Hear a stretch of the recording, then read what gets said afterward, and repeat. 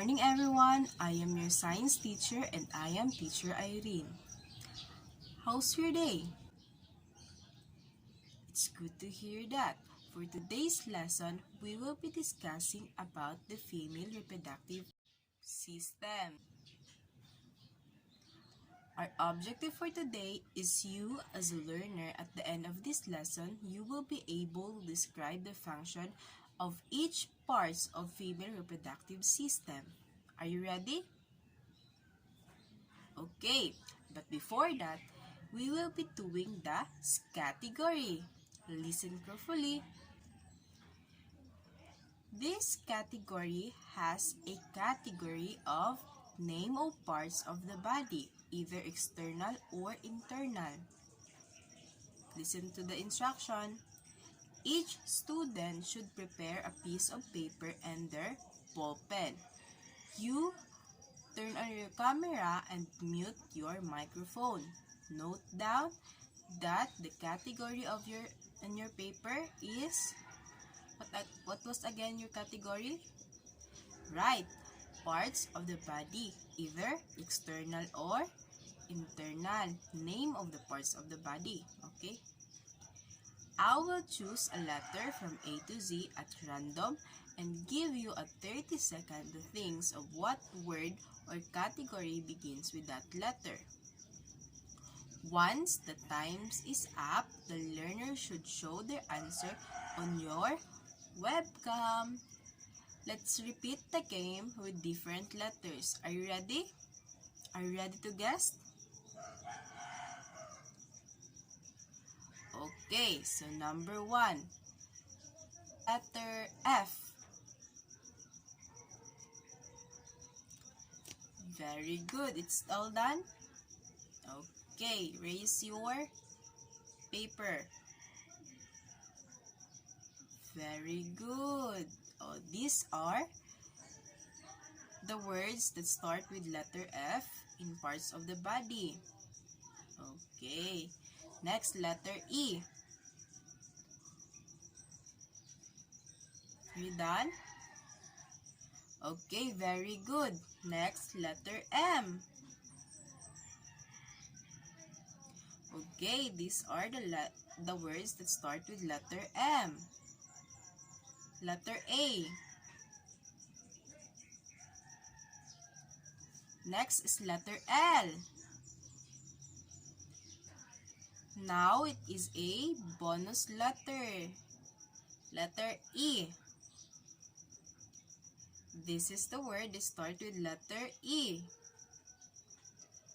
Very good. Let's clap our hands. Have you seen a mystery word in your paper? Try to read vertically the letters in your paper. What word is that? The first letter.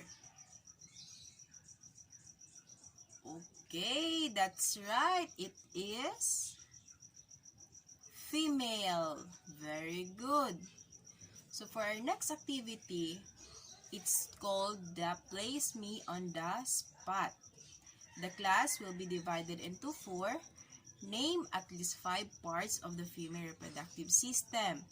Label the name in the right spot.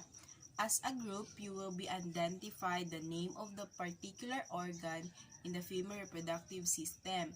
I will only give you 5 minutes to discuss it with your group mates. Is that clear? The instruction is clear? Okay, let's proceed. Let me show you the parts of the female reproductive system. Very good. Let's stand up and give everyone a fireworks clap. Okay, let's go. Psh, psh, psh, psh, psh, bush. Thank you. Please sit down. Now, what is the reproductive system? Can you read it? Okay, let's all read it. Reproductive system is a collection of organs and a network of hormones production that work together to create life. The reproductive system has two. One is for female, one is for male. Okay. Next, what is the function of it? Number 1 function is to produce egg and sperm cell. Number 2, to transport and sustain this cell. Number 3 rather, to nurture the developing offspring. Number 4, to produce hormones. Very good. So remember, this 4 is the function of the reproductive system, both in female and male. Okay, what was again? Egg is for female. The sperm cell is for male. Very good. So let's proceed to the parts of the female reproductive system. So let's begin with vagina. Read. It is a canal that joins the cervix to the outside of the body. It is also known as a birth canal. It serves 3 purposes. Number 1. The 3 main purposes of vagina are: it's where the penis is inserted during sexual intercourse. Number 2, it is the pathway through which baby lives in woman's body during the childbirth. Okay, you as a children, where you came from? From your mother womb. Okay.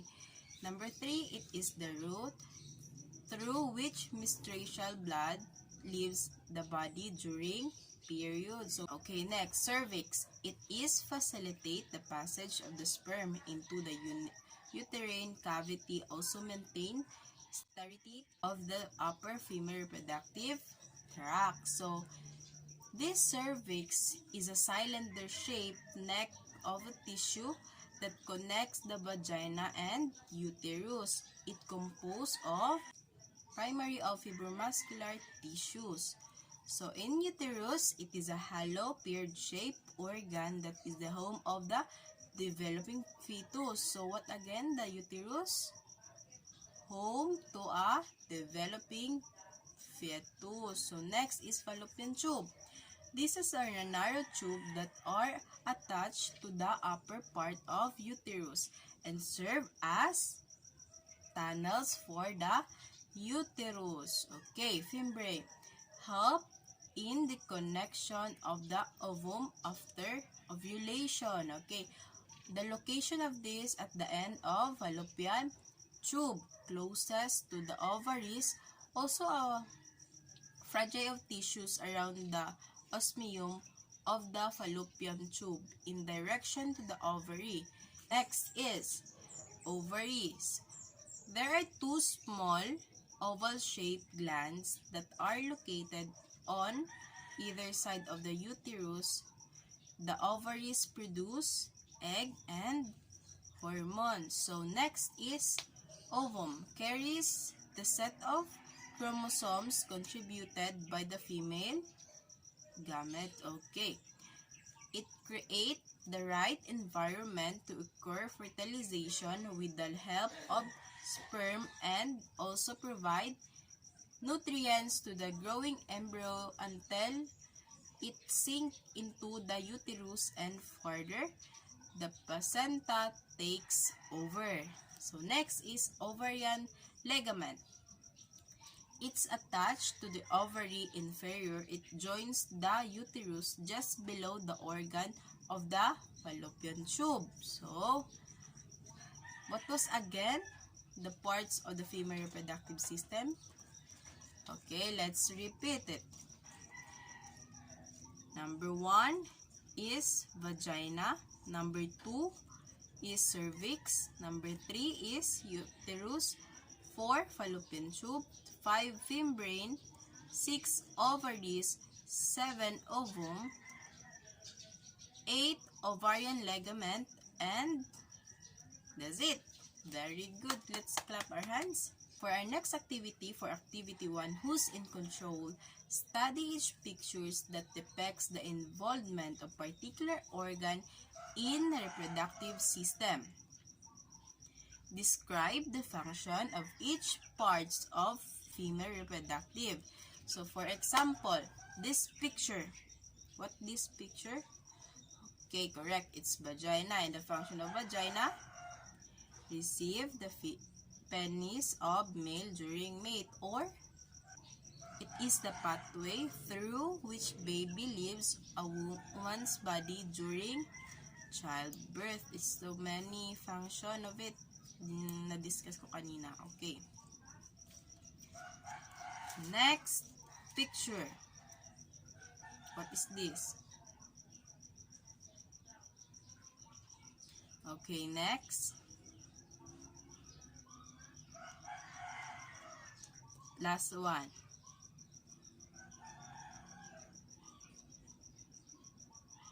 Okay, for our first picture, it is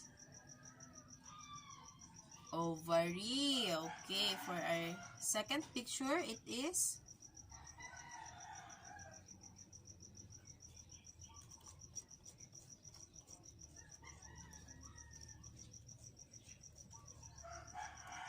very good. It is uterus. For our next picture, what is it? It is a fimbriae. Very good. Okay. Let's proceed to our activity 2. Are you ready? Okay, let's stand first and shake our hands. Okay, for our activity 2, pick and draw. Choose any part of the female reproductive system, draw and describe your chosen part. Okay. I will give you 5 minutes. Next activity, it is a paper crumpled art. So out of the crumpled paper, design a female reproductive system. Put it in your 1/2 illustration board, label and describe the function of each part of the female reproductive system. Pass this activity on Monday. Okay, this is the criteria.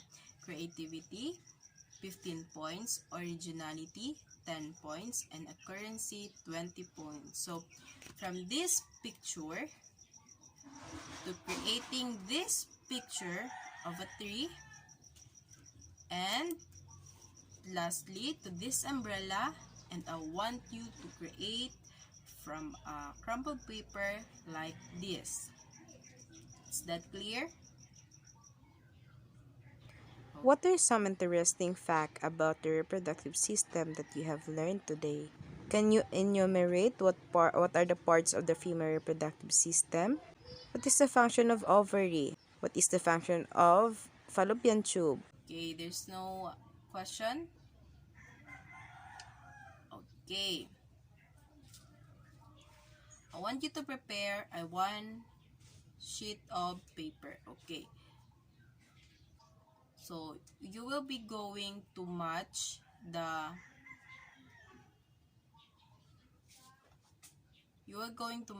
column A to column B. The column A is the name of the parts of the body, and the column B is their function. So, function or their meaning. So, first is ovulation.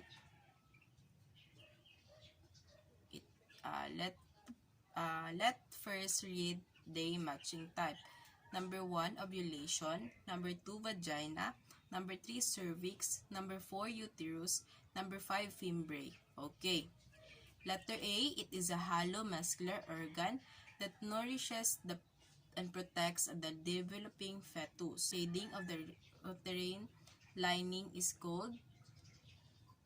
Letter C, it is the opening of the uterus. Letter D, it is the passageway for the uterus to the outside of the body. Letter E, it helps in the collection of ovum after ovulation.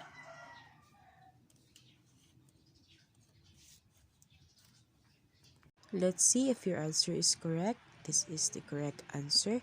The ovulation, it is the opening of the uterus. The vagina is the letter D. It is the passageway for the uterus to the outside of the body.